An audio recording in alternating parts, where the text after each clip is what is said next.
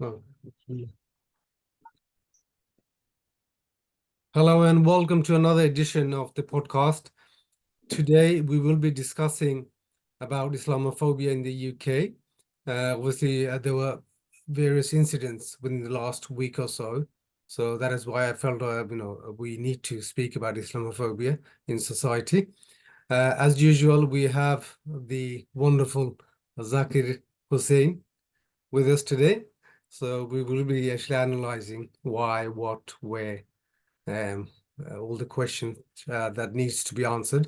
Um, so before I start, please kindly subscribe, like, and share the video. Um, so yes, Zakir bhai, how's your week been? Yeah, so far so good, alhamdulillah. It's just work, the normal stuff, you see. What about yourself? Yeah, Alhamdulillah, it's been a good week, and yeah. Sorry, I forgot to say salam to you. Assalamu alaikum. Walaikum salam. Salam. I did say salam before we started, by the way. But anyway, I'm sure, Zakir bhai, you've been aware or come across the video which went Absolutely. viral this week, where this man was sort of abusing a few females who were returning from a pro-Palestine uh, demonstration in Romford, UK. And also, there has been another incident. This school in Brent, I think, North London, it's Okay. called Michaela School. So basically, they banned uh, the prayers for Muslim students. And as a result, one of these students actually took the case to court, to the High Court. And, um, sadly, the student lost. The High Court ruled in favor of the school. Wow. They said, the school has the prerogative to actually decide whether to allow it or not. But the question is, um, we talk about inclusion in this country. We talk about equality. You so by people from other faiths, they practice, like Christians, Jews, Hindus. But I wonder why. I mean, why like this school, and especially like the head is actually comes from a ethnic background, so you'd expect a different sort of result, or what's the word I'm looking for? Behavior. Behavior. Behavior, so basically the case was taken to court, and the court ruled in favor. But my question is, we talk about inclusivity in this country, inclusivity, especially in the education system, in the workplace. So we're going to go on to that later, but for the first part, for the first 10-15 minutes, we're going to talk about that incident and incidences which are going on Yeah. in the UK. So what is your take? I mean, well, why do you think Islamophobia is on the rise? Because like when I was growing up in this country, we used to be called the P word. You know, Yes. on a We regular had the basis, same as well. no day Yeah. went by without hearing the P word. When I was going to school, I was called a Yeah. P, or when I was coming from school, I was called a P at work Yeah. and whatnot. So basically, in the old days, it was like right in your face, the racism and Islamophobia. But then, like for the last sort of 10 years, I think, people have almost forgotten the P word. They use Yeah. the I word, which is this is Yeah. Islamophobia. And I think the mainstream media has a lot to play here. You know, I was going to say that. Yeah. they play a big part. And they actually do a disservice, really. Like countries do so much, they change laws to make sure that equality is there, people are treated fairly in society, whether it be in a education environment or workplace. But then we see, according to stats, that Islamophobia is on the rise. And main reason, I blame the mainstream media, and No. it's only like a social media like this channel and other channels, and people who really care about issues and um, issues of the day. They talk about it on like non-mainstream media, so which is very sad. And if anything, Yeah. you think like the mainstream media would really want to serve the public, but no, like it's the other way around. It's rather more like they want to divide us, Yes. make more hatred. Like you Yes. mentioned in one of the previous episodes, sometimes big corporations or powers that be, they want to divide the public, Yes. so why do you think it's on the rise? That's the question. Okay. So yeah, thank you. Very good question. I think you've chosen the right topic for this week. I mean, having seen the video, I mean, these are defenseless women. And another thing you would see about these racists, usually they target women. Okay. So where is all this so-called English Saxon pride and stiff upper lip and all of that nonsense that we hear about the English? Why is it that when it comes to these things, they only attack the women? Or if they're in big numbers, they'll attack, someone who's, by themselves, a man by themselves. So what it is, a lot of these people, they're cowards. And they know that they can vent their racism out on women without any repercussion, any physical altercation. So that's what they're worried about. They don't want the physical altercation. So you wouldn't see these people going to a group of, I don't know, early 20s, Asian lads or the Afro-Caribbean community. They wouldn't do that because they know straight away there's going to be violence. Okay, so main reason why they do it, they're cowards and they will pick on women. Islamophobia. Why does it happen? Because the government by itself is not doing nearly enough to curb this. And also what has happened is because the election time has come, okay, these things come on the rise so that these political parties can turn around and say, we will do this for the Islamic community. It's just a vote bank. So what it is, there is this thing called problem, reaction, solution. So you create the problem, you see what the reaction is, and you come out with the solution. Okay? So a lot of these things are actually initiated from, as you said, I'd rather say powers be. Let people use their imagination and think to themselves, who can that be? So people benefit from chaos. People benefit from Islamophobia. Another reason why Islamophobia is, and I actually read, I was researching today so that I was prepared for our today's podcast.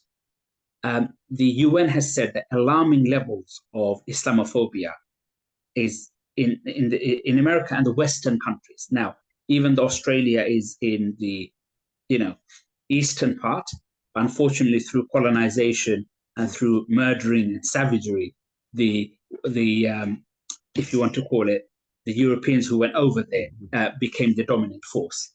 But anyway, so what they want to do as well is with Islam, they do see it as a threat to their way of life. What I mean by threat to their way of life is it's not the violent part.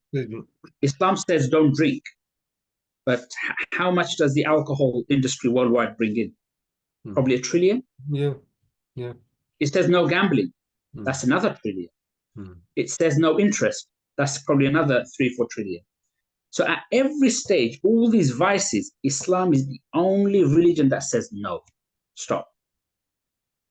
Unfortunately, it's, you know what I mean. If I say this, there's something that obviously we, lot of, also it's another vice where this industry again brings in about $1 trillion, and it affects, our society in a big way. And I don't want to, mention the name of the thing, but nonetheless, so Islam, what it does, it says no, you can't do that. And if you think about it, on many things, Islam takes a stance. It gets accused of being backwards. It gets accused of being the 7th century, and many other accusations are thrown at it. Why Islam? That is the only reason that actually says no. We are not. Our God is already advanced. If he's the all-knowing, all-seeing, he knows what's going to happen in the future. So we don't have to modernize our book. But all the others, if you look at the Christians, if you look at the other religions, they all modernize their religion. So God is outdated for them. Yeah. You see, Islam is the only religion who says no. Even though it came in the 7th century, it's a book, it's a religion until the end of time. So it's a challenge to the authorities. It's a challenge. What does it say? You have to give zakat. So if you follow the Islamic principles, and you don't have any interest, you cannot have super, super rich and super, super poor. It gets rid of it. But this is not what they want. And the reason why they talk, remember, there's a difference between talking about equality and demonstrating equality. We can talk about equality. I can say, we should have this, we should have that, we'll do this, we'll do that. But if I don't do any of it, it's just words. And this is unfortunately what the powers be do. They talk a good game, but there is nothing afterwards. So with Islamophobia, I feel at the moment, the reason why it's really on the rise, it is to do with seeing the support for Palestine. The powers be want to curb the support for Palestine. So what they're doing now is people like that person, he lives in E1, Wapping. Why is he abusing people all the way in Romford? Just as an example, if he was to do it around here, I think the results would be quite different. You see, so you see, I do think that there is a state-sponsored neglect, I would say, and the media are bought, by certain powerful individuals. You see, you look at, the Sky and others, they're bought by Rupert Murdoch. Yeah. Now, Rupert Murdoch is a very powerful man when it comes to the media. So he's not exactly Islamic friendly, is he? So why would any of his news outlets be Islamically friendly? Even though most people probably have never seen Rupert Murdoch or never heard of him. Yeah. But we know because, it's something that we're interested in. So I would say Islamophobia, it can be used as a bargaining chip when it comes to voting. Also, it is a religion that is always saying no to the vices. Also, you have a big, big reversion or conversion rate from non-Muslims to Muslims. Okay, the very people that they say that are subjugating, young women.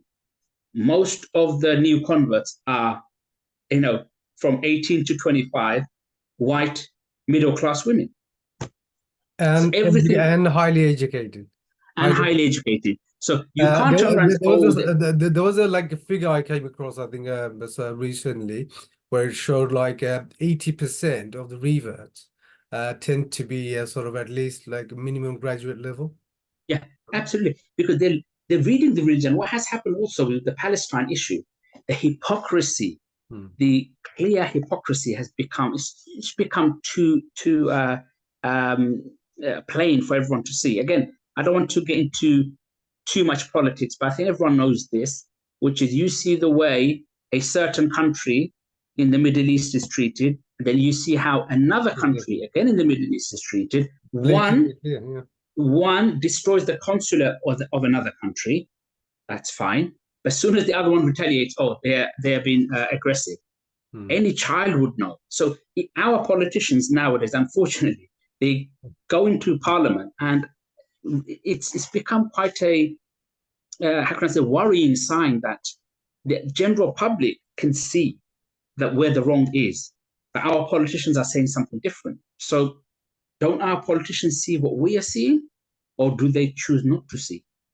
So many questions can be asked, really, as to why Islamophobia is there. I do think that Islamophobia exists because it's a religion which says no to the vices. And unfortunately, nowadays, the world is run on vices. You look at most of the most profitable trades, they are all things that Islam says no to. You see? Yeah. So from that side, also the Muslims are the most devout when it comes to religion. Which other religion prays 5 times a day? Islam. No other. Yeah, exactly. Yeah. So what it is, in every way you look at it, and the Muslims are the most devout. When Ramadan comes, it becomes very apparent. So on a political level, unfortunately, they probably do see it as a threat because Muslims are guided by Islam. Even though there is no need to be politically, no one in this country really wants to, take over the government, or I have no intentions. I'm sure you don't have any intentions. We just want to live in peace, you see? So when you really look at how the media is behaving, they are behaving with an agenda. That is very clear. You see? You look at what they say. As soon as they hear that it's a Muslim, it's a attack, the Sydney attack. Just look at the Sydney attack. The Joel, what's his surname? Joel, I can't remember his surname. yeah, he is not Muslim. He is white. Originally, they said, oh, this was Sky News. They say, oh, there is what's it, the terrorism attack, and they made it clear that it's a Muslim. But then the next day they say, oh, a man who's not mentally fit accidentally kills, and you think, hang on a minute. This is always the case, by the way, Zakir. It's always the case. Yeah. Yeah. So And I if think you're Muslim, yeah, if you're Muslim, you are the most sane, able-bodied, physically and mentally, as in you are top notch of everything when you unfortunately commit those crimes. But if you're not a Muslim, all the excuses are given to you.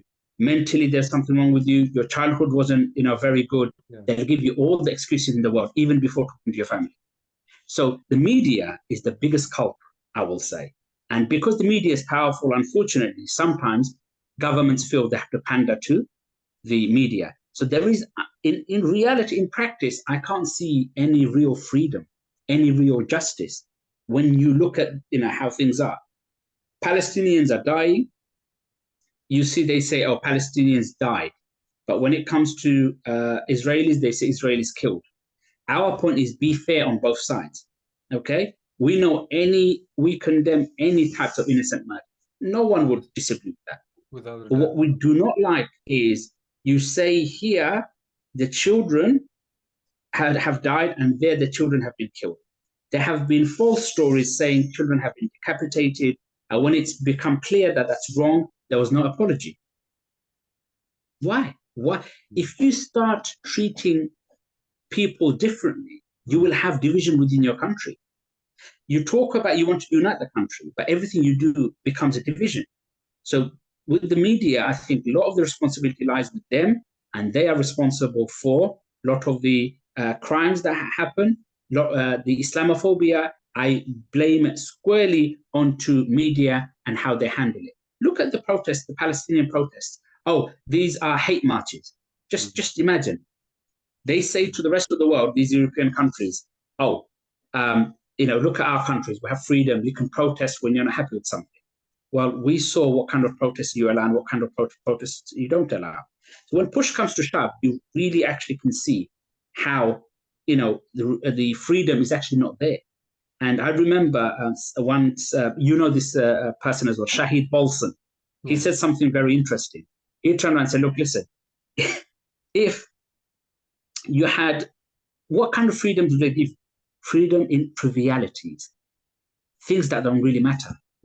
You want to change your sect, no problem. You're all allowed to do that because politically it doesn't matter, does it? Anything that is of any value, they'll stop you. They'll say it's hate march. They'll say it's terrorism. They'll say it's this. They'll always use other words and say, oh, you are now being aggressive. When you try and hold the government to account, they will come up with many other words and say, oh, this is anti-Semitic. So certain countries you can't criticize, certain countries you can. When you criticize the Muslim countries, you're not Islamophobic. But as soon as you, criticize this particular country, you're anti-Semitic. Yeah. This type of hypocrisy, double standards, is what causes division. Because the general public, even this person who was being very racist, he kept talking about how the rockets are fired into Israel. But clearly, he doesn't actually know the 75-year history of Palestine. And that 75 years ago, there was no land called Israel. Palestine has always been there. Now, in order to coexist for the Jewish people, for the Christian people, and the Muslim people of that land, you need to have people understanding the real history. A lot of Jewish people, fair-minded Jewish people, are saying, we never knew about the Nakba of 1948. It was a big disaster. All the Palestinians know about it. This is when they were, savagely beaten, killed, and thrown out of their land in 1948. A lot of the Jewish people, you can even reach out to the synagogues and ask them, how many, the younger generation, how many of you know about Nakba? They'll say, we don't know. So what is being taught as well is very, different. So we need to have history, which are the same history is being taught to both sides. I think that's really important. Sorry. Yeah, on that point, I think, I sometimes wonder, has the United Nations lost its purpose. We see all these conflicts around the world, especially in the Muslim world. Most of the conflicts, if you look, are in the Muslim countries. Muslim countries And there is a, that are being invaded. there is a All the reason for that. problems are in the Muslim countries. And what is the United Nations doing? I think United Nations was set up. United Nations was, and I'm going to be very critical. I mean, you know me well enough, Ruhul Bhai. I mean, I will speak my mind, and I don't shy away. I'll speak the truth. United Nations was set up to deal with the smaller boys, not with the big boys. If you think about it, in this UN Security Council, one person can veto and that's it. It's stopped. How does that? What's this? Where's the majority and all this democracy you talk about, majority rule, and in practice, none of that actually happens. So with UN, it was set up by who? Who set up the UN? The very invading powers who won World War II and World War I. So why would they want to set up something that's not in their interest? You see? So it's when you dig deep, you realize the thing is, the reason why you can't dig deep too much, unfortunately, is because at a certain level, you will not be able to get the right information because you're not part of the group. Yeah, you're not part of a certain elite group.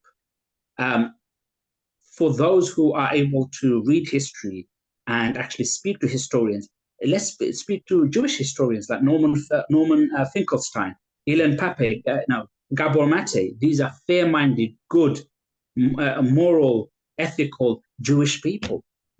Okay? They are saying that what is happening is just, it's not something that, it's even describable. And then they are called self-hating Jews. So, the reason why all of this has been cooked up, there's a bigger plan here, which is unfortunately that, they'll bring in more stricter rules.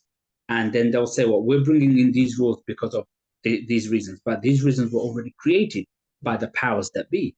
And it's unfortunate. I just feel that our governments don't have a good handling of it. It seems that they take one side over another. And, this is meant to be the mother of all parliaments and, freedom and all of that, Western enlightenment. So I can't see anything very, I see things quite dark. Yeah, that's a really good point, Zaki, but it's quite shocking actually to think like a institution like United Nations would have proper democratic processes. Imagine the whole world. Like one country can actually stop, stop anything or like stop a motion going through. That is, absolutely worrying. It shows you. And another thing, sorry, can I just finish and I'll let you continue? Of course. Another thing that like a lot of people tend to ask, is we see United Nations troops in many African countries, but then we see a lot of countries which are invaded or being bombed, to the ground. Where is the United Nations? Yeah, I think that's a very. And we at the same time we see many countries where we see all the big powers actually vote against these countries. I don't want to go into names, but I'm sure you know which countries these are. Yeah. Right? They're actually just going on about their daily business without any problems, Yeah. As I said, Ruhul Bhai, before, there is that thing called problem, reaction, solution. When there isn't a problem, you create one. What it is, problem and conflicts brings in money. You see? Oh, yes. If a country becomes stable, they don't need the bigger powers, do they? No.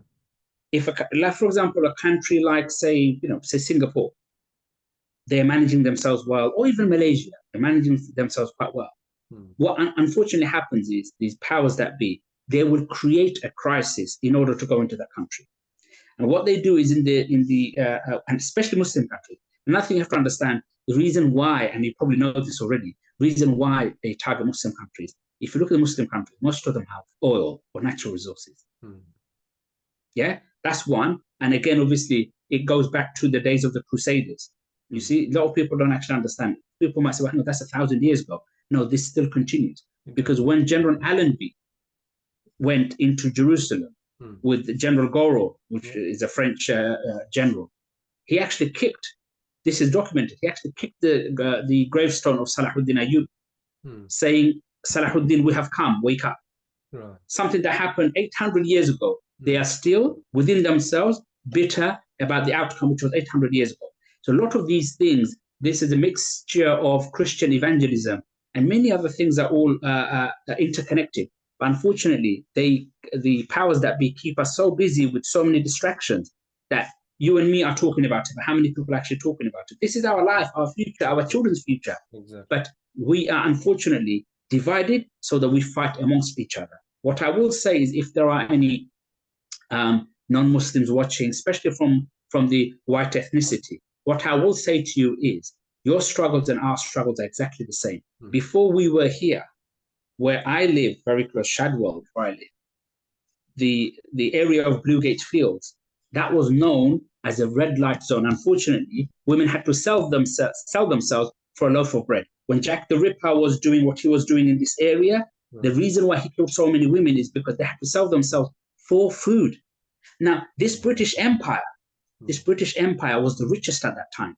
So why was it that this was happening to their own white women? So you were being mistreated before we even came here.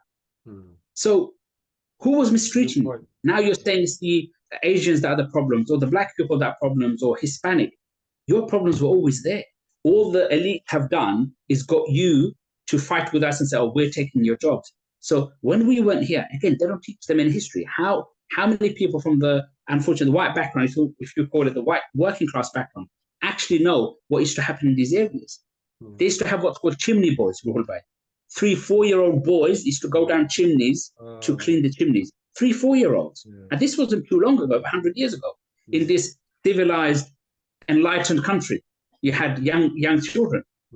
So when you go into the history, you realize that in reality, there is no fairness and there is no justice. It's just all on paper. And through division and chaos, they are able to keep people apart. So at any time, they can cause conflict and then come in with their dark horses and say, we'll solve the problem.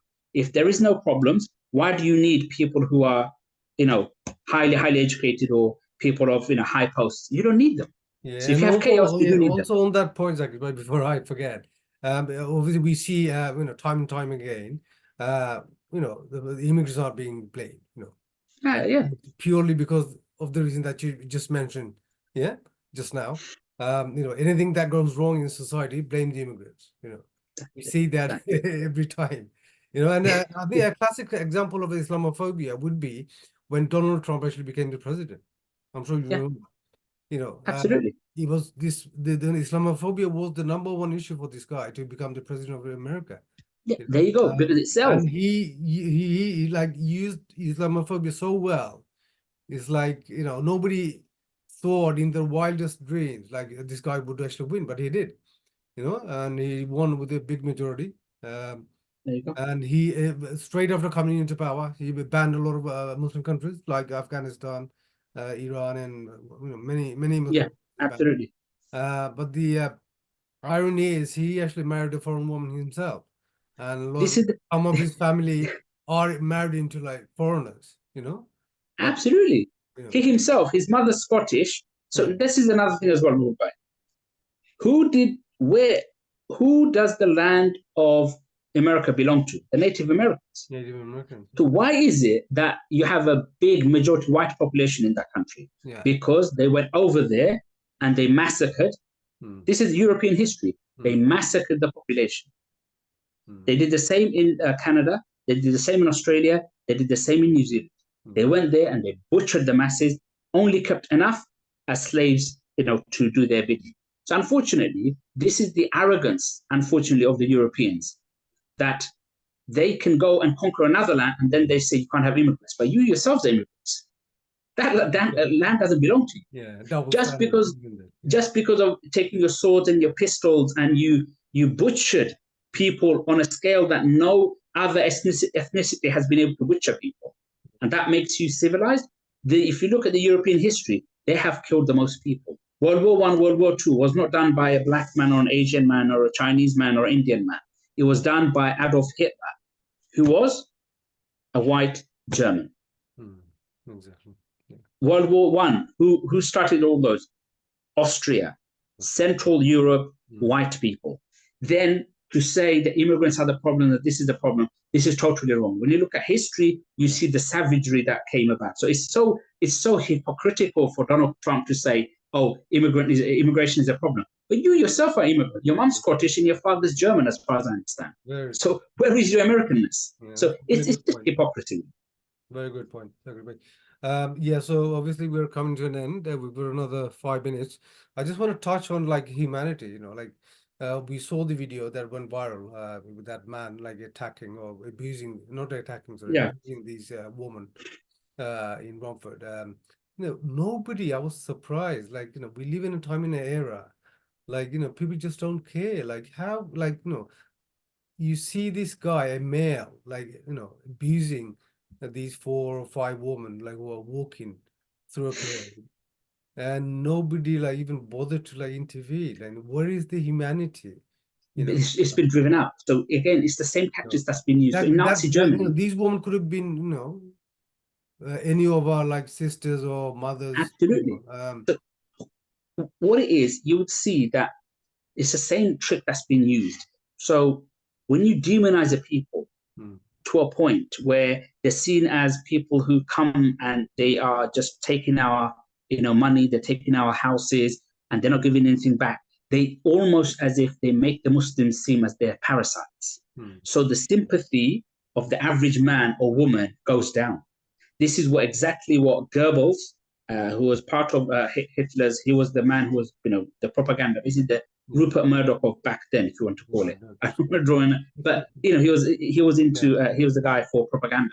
He used to do the propaganda in such a way that he would say that Jewish people were rats. Rats. So after playing that for so long, when it came to murdering Jewish people, the average German person didn't care anymore because they've been dehumanized. That's exactly what happened. So that's why they'll see the Palestinian, the kafir, they say, oh yeah, these people, they are people who are Jew hating. So if they're getting abused by a white man, who cares? They're not going to say that, but that's already what's drilled in there. So media is very powerful. We are getting messages from the media, subliminal messages, which we are not aware of. But when a situation arises, we act with the message that we're not even aware of. We have that message. So it's a long, I think one day we should talk about the psychology of, the effects of media. And you also wanted to speak about the school where they're not allowed to pray. Should we just briefly Can you just touch on that? Yes, I will do. So this is another example of this person, the lady, she's actually friends, as far as I know, or has been seen taking a picture with Boris Johnson. Do I need to say any more? Exactly. So she is of that group of people. You said about her ethnicity. Shouldn't she actually understand what it is? These types of people, they get into certain positions, I won't say, certain ministers who you would think or MPs who you would think would be a bit more sympathetic. The reason why they've got to that situation is because they are not sympathetic. They choose certain people just to make up the diversity numbers. Anyone who has a good moral ethic, they will not be able to climb up. You have to either choose between your moral conscience or greed. A lot of them choose greed. So this particular person, the headmistress, she's of that circle. So even though she might be Asian, you won't gain any sympathy from such people. My question is, Zakir Bhai, like obviously, we claim to live in a liberal society. Make me laugh. Where is the liberalism here? We claim we live in a secular society. Secularism does allow people from all faiths to actually, practice their own faith, But when you have demonized, again, Ruhul Bhai, when you have demonized a particular faith, then practicing their faith becomes terrorism. You see how the mind works? People won't say that. Reason why you said that people are not having empathy or people are not saying anything or not doing anything. Another classic examples are like we've seen over the years, like a lot of Muslim people, just because they have Muslim names, they've been, denied to board flights. We've seen many examples, especially in the US, we see many like famous Muslims, even like the famous Indian actor, Shah Rukh Khan. He was stripped, believe it or not, because he had a Muslim name, He's one of the most like known person in the world, like most famous actor. And yet, just because he was a Muslim, he had a Muslim name, Shah Rukh Khan, he was actually stripped. He actually said this on mainstream media. There you go. So just imagine if they can do that to like a famous person, an actor, what the average Muslim is going through. What do they always talk about? What did George Bush say? Oh, they don't like our freedom. They don't like our this. No, actually, Mr. Bush, they don't like your hypocrisy. So this is the thing. They always talk about freedom and justice, but none of that exists in reality. And then obviously in the UK, like I've experienced it too. Like I've been profiled a few times. They actually, gather all the people who have been profiled in a room, or they take them to a corner, and you see almost everyone is a Muslim. What does that say? Yeah. So because they've got the terrorism, what it is with the terrorism, if you think about it, with that, they can now go into any country, any Muslim country, no problem. So who has this terrorism attack benefited? Sorry to be cynical here, but it's allowed the Americans to go into any country at any time. So this attack was something that the American government needed more than the Afghanistan government. This has now given them license to go everywhere, and they've got the backing of the people. So if you connect the dots, you see, hang on, who's benefited from this so-called terrorist attack? This terrorist attack is now white American Christians are saying they don't believe that this attack happened the way it's been relayed to us. I'm not saying. You can find many YouTube videos. People are now suspecting. Now, if it comes to our knowledge in the future, in the next 10 years, that this was an inside job by a government, we are living in very, very difficult. I said if. I can't say for sure. We don't know the full details. But if evidence suggests that what we were told is not fully accurate, can you imagine if it's found that a government did that to its own people? How many others have they done? That's why I'm saying a big if. We don't know. I'm only going by what I've seen on videos and other scholars are speaking on the subject. So anything is possible, anything is possible. Like if we look unless full investigations done, absolutely. If we look at Iraq issue, when they said that, there's WMD in Iraq. There you go. So after that, after that, how can we believe anything they say? People on the street, people on Main Street, don't really believe a lot of the stuff that comes out on mainstream media now, because especially nowadays with the social media, with Facebook, YouTube, and absolutely whatnot, like most of the people I know personally, they hardly watch BBC or CNN. They hardly watch TV. It's like in my household, like nobody watches TV basically. Everybody's got a phone. We're all on because at least with the social media, we can get the other argument. We can see the other. Absolutely, you can see real time. Exactly, you're not like spoon-fed like rubbish. A lot of the time. Yeah.